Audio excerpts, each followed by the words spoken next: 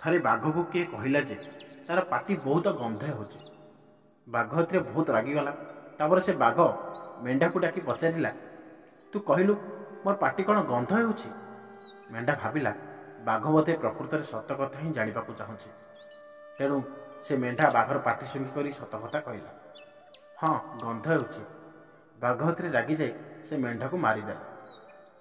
ତାପରେ ବାଘ ଛେଳିକୁ ଡାକି ପଚାରିଲା, ହେଲେ ଛେଳି ବାଘକୁ ଖୁସି କରିବାକୁ ଯାଇ କହିଲା, ନା ଗନ୍ଧ ତ ମୋଟେ ହେଉନାହିଁ।